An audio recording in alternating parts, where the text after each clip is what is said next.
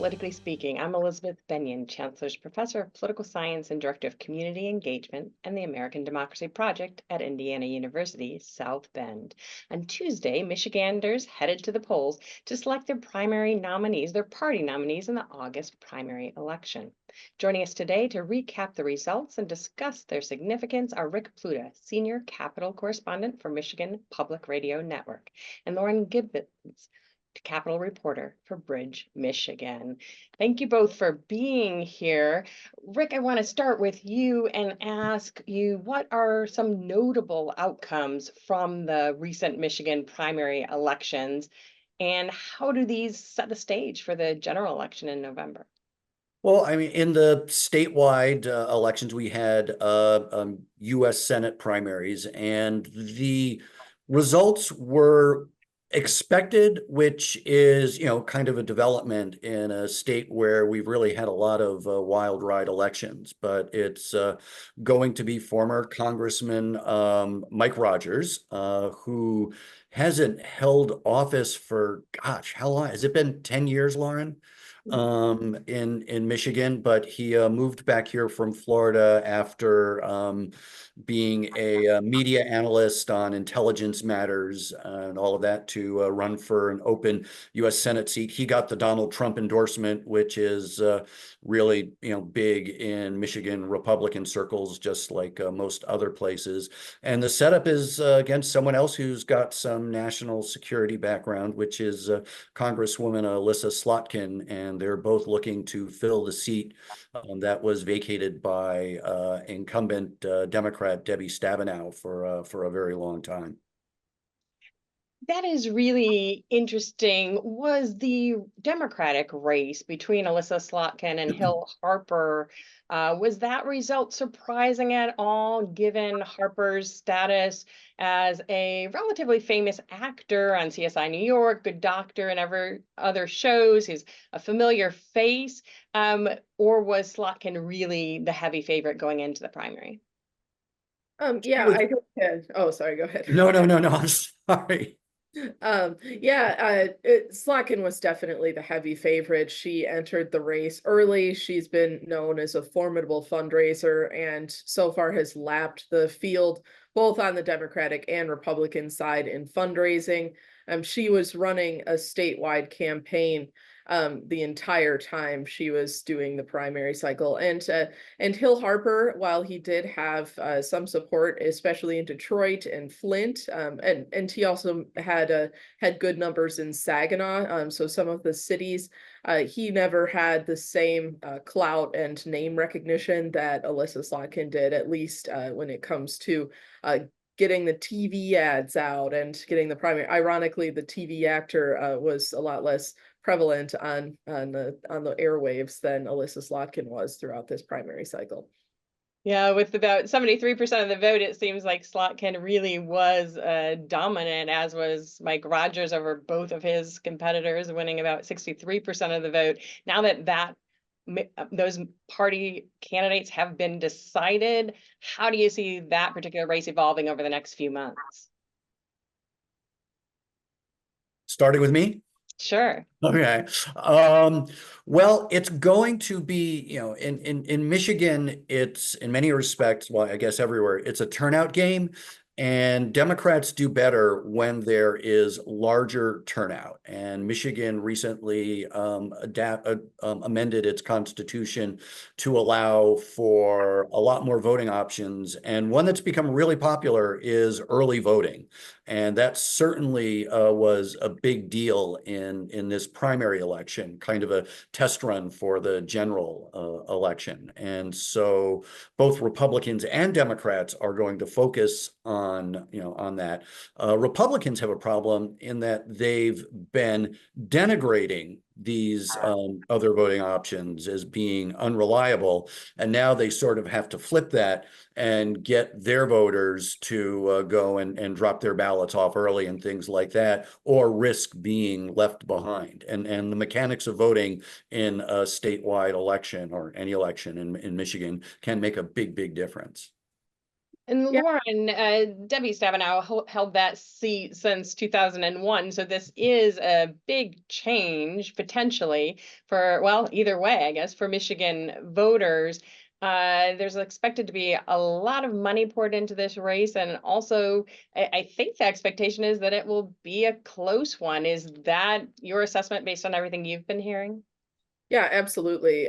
Michigan is a battleground state, and certainly Senator Stabenow, her name recognition, her longtime incumbency would have made her a heavy favorite. Her leaving the seat leaves it open, and while she has thrown her support behind Alyssa Slotkin, is already starting to do campaign events with her, and for all intents and purposes is endorsing her for the seat.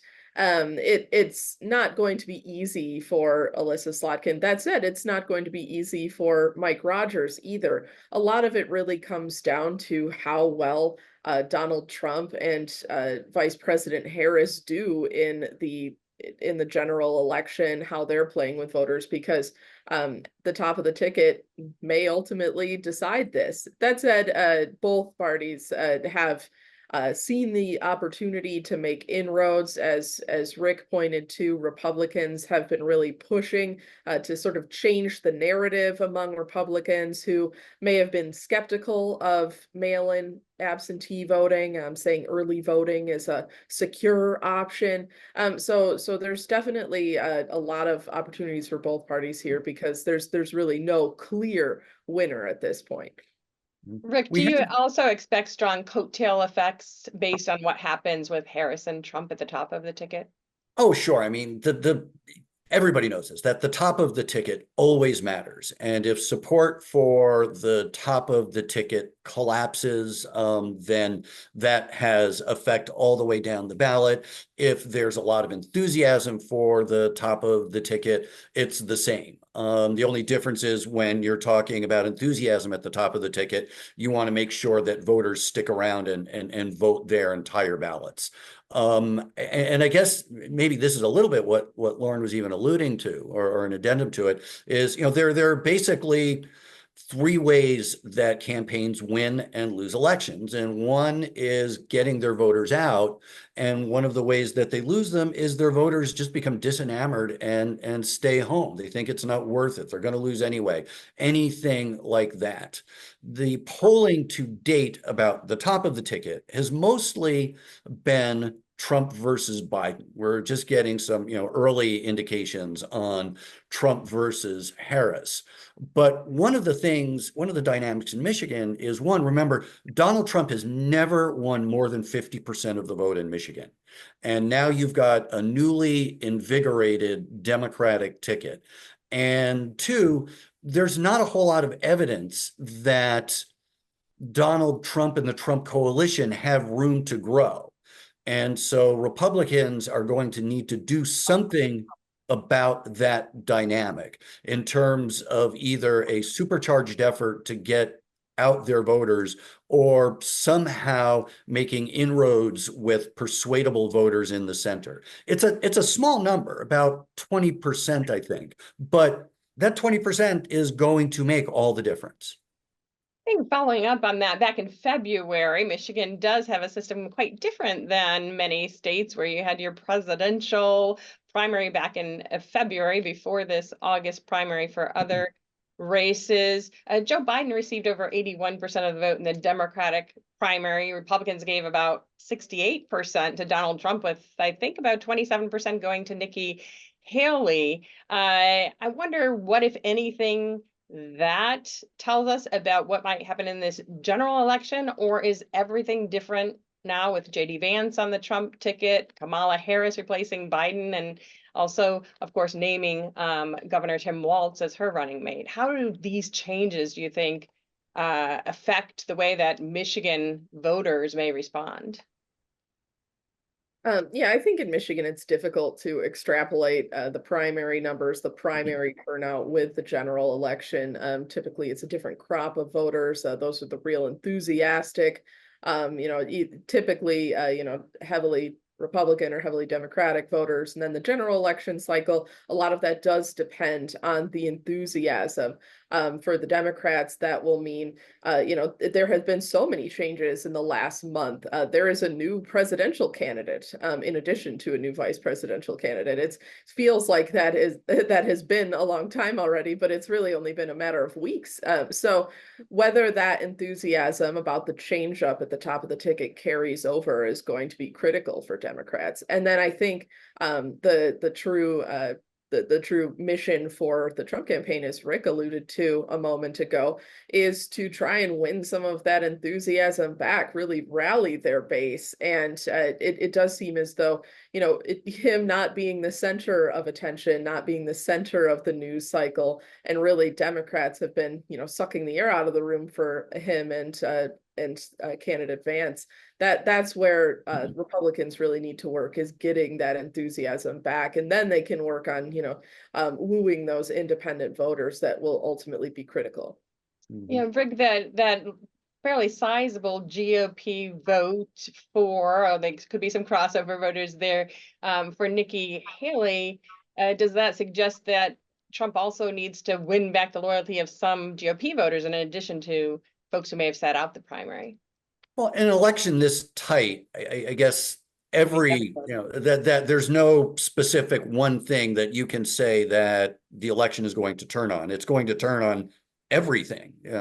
And so, yeah, that even if there is a sliver of those Nikki Haley voters who haven't come home to the Republican Party, and there is, then that is something that Republicans, have to worry about. One of the, I would say Lauren is absolutely right about the primary and the general, that they're different races in the first place, although it does give each party an opportunity to identify who their core voters are. And then they can use that to, build out networks and, gather volunteers and door knockers and things like that, which definitely can make a difference. But like she said, it's a different race with Kamala Harris at the top of the ticket. It's just adjusted so many dynamics.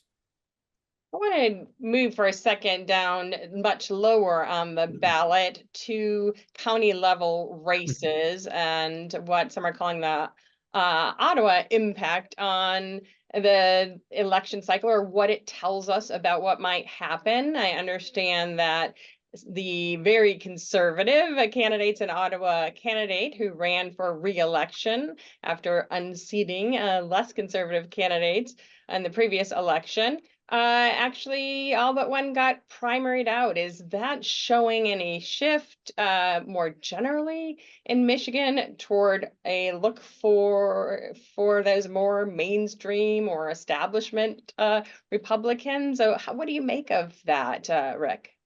Ottawa Impact is in many respects its own thing, that even this group in a very conservative party is further to the right than Republicans mostly. And Ottawa County is a very, very conservative county. It's one of the most conservative counties in Michigan. It's probably one of the most conservative counties in the country. And this group came in and they engaged in fights over COVID mask mandates that they tried to reshape county government, that they tried to take actions on things like school curriculums, which the county commission has no control over. And it just became a lot of drama that, your typical good governance Republicans just got tired of. I mean, this was drawing national attention and not in a good way. And so when push came to shove, that people who were disenchanted by this and were out organized in the last election, basically came out and said no to this. And I will say that did include a lot of crossover Democrats in Ottawa County who wanted to send a message about that brand of Republican politics. Speaking of the ballot and that sort of open primary and crossover voters, there is some concern that thousands of voters may have had their partisan primary votes simply set aside. They will not count because they chose to cross over in the primary, despite being told not to do that, to vote all the way down the ballot in one or the other party. Some folks have said maybe we need to go to a system more like Indiana, where you have to name your party and pick one or the other ballot once you get to the polls, or even hold a closed primary. Is there much movement? Do you see that as another in what has been a series of election reforms in Michigan, or do you see this as unlikely? You know, of all of the major election process changes that Michigan has undergone since 2018, that is one of them that has not changed. You need to vote either in the Republican or either in the Democratic Party, but it remains, an open primary. You can choose which one. And I don't know, I haven't necessarily seen any major movement to change that aspect of it. Maybe Rick can answer if he has, but I just haven't necessarily seen any push to change that aspect of the voting process. Now, it has changed quite a bit in Michigan. In 2018, voters approved no reason absentee voting, which really led to a massive increase in voters choosing to vote by mail or drop their ballots off the drop box. And then we talked about it a little early in the show, but early voting is brand new this election cycle in Michigan. We've got 9 days of early in-person voting, which at least initially seems to have alleviated some of the concerns of people who were hesitant to embrace absentee voting. So a lot more voters are voting prior to election day now. Whether that's something in terms of eliminating the crossover or, requiring people to designate a party to vote, that remains to be seen. But Michigan is still adjusting to a lot of other changes.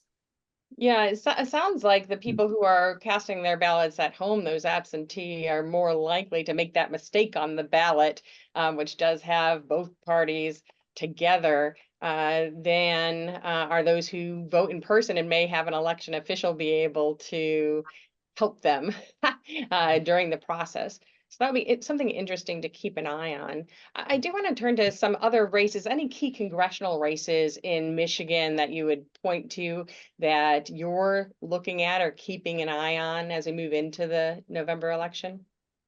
I think the Grand Rapids case, the Grand Rapids congressional seat, where incumbent Hillary Scholten is seeking re-election, is something to keep an eye on. That Republicans are going to make a big run for trying to flip that one, conservative, centrist districts in Southeast Michigan. We could see a surprise or two there.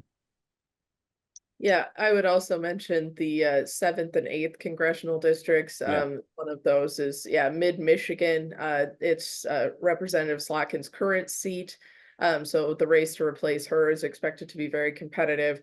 And then over in Midland, Bay City, Saginaw area, Genesee County, that's going to be a really interesting open seat too, where Dan Kildee is retiring, and so that is expected to be a pretty competitive election. It's a venerable Michigan political name that's going to be disappearing from the scene, and that name ID counts in that area. Mm-hmm. Now, you both spend quite a bit of time looking at the state legislature. Republicans are attempting to win back the Michigan House of Representatives. Is this task made harder by the fact that 2 incumbent Republican state reps lost their primaries? And what happened in those races, Lauren? I don't necessarily think so, because there is still a Republican going to the general election in both of those seats. Representative Frisky and Representative Bizot both had really complicated, controversial primary cycles for different reasons. Representative Frisky was coming off of a recent arrest in Lansing, and there were several local controversies involving Representative Bizot. So they had pretty well-organized challenges mount against them from contenders who were looking for a change in that district and hoping that voters saw the same. The Bezot seat was a lot closer, but Representative Frisky, the one who was arrested, was booted out by quite a large margin.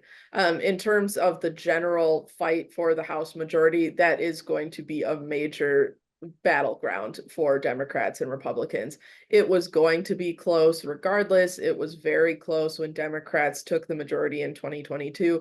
These lines, these district maps are just very competitive, and a lot will depend on, as we talked about, what happens at the top of the ticket, general election turnout motivations, but some of it will come down to these local districts, and voters will have an outsized influence in these state house seats to determine who holds the gavel. Now, the trifecta, of course, is something that Democrats are proud of having achieved, with the state house, state senate, and governor's office all under Democratic control. What opportunities do Republicans have to change this, Rick? Is this mostly a battle for the House, or how are you looking at this? In terms of state government, it is a battle for the House. That's just, that's just it. And it could be Republicans take back a slim majority, Democrats keep a slim majority. We even have the prospect of divided power, which hasn't happened in a long time. And there are big issues. The top of the ticket matters, but also at the state House level, just getting out makes such a difference. That statewide campaigns are media campaigns, that state house races are door knocking, showing up at lunches and county fairs, and just meeting voters wherever you can. Now, as you think about Michigan politics and voters that you may have spoken to, how enthusiastic are voters? I mean, some of our Indiana viewers, of course, are thinking, wow, we really don't see much action here. It's assumed that we know who will win in the Electoral College. There are not many competitive races at the national or state legislature. The state legislative balance certainly is not hanging in the balance. And so there is a real concern about extremely low voter turnout. In Michigan, do the primaries suggest, even though the turnout is, of course, lower than the general election will be, that there's some level of voter enthusiasm in Michigan? Do you expect high turnout in this upcoming general election?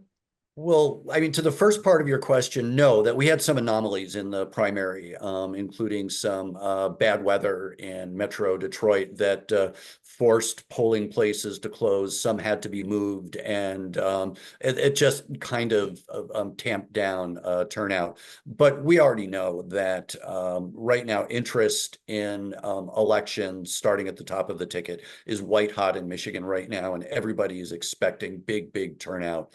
After the presidential race that's taken so many twists and turns. Yeah, go ahead. Oh, sorry, go ahead. Yeah, it sounds like the changes in Michigan laws making voting, there are more options for voting, more longer timeline for that voting process might further drive that high turnout. Yeah, I think that's true. Especially no reason absentee. We've seen just so many people participate early voting. I think it's just getting off the ground, so it hasn't been quite as popular as no reason absentee. But it is another option for people. And those kind of things get around the bad weather or late developments in the election cycle. So it is one of those things that a lot of people are hoping voters take advantage of. But in terms of the enthusiasm, I'll just add that it has changed exponentially, especially among Democrats, since the presidential shakeup happened. After the presidential debate between Joe Biden and Donald Trump, we saw among Democrats just consternation, desperation in some cases, just like a lot of concern that it wasn't even possible to win not only Michigan but the presidency generally. And I think a lot of Democrats with Vice President Harris taking the reins, now see a modicum of hope. Whether that lasts to the November cycle, we'll see. But it's definitely been a shift in the last couple of weeks. Well, there'll be a lot of eyes on Michigan, and hopefully we can have you back closer to the general election to get an update, because that's all the time we have for this week's Politically Speaking. I want to thank our guests, Michigan Public Radio Network correspondent Rick Pluta and Bridge, Michigan reporter Lauren Gibbons for joining us today. I'm Elizabeth Benyon, reminding you that it takes all of us to make democracy work.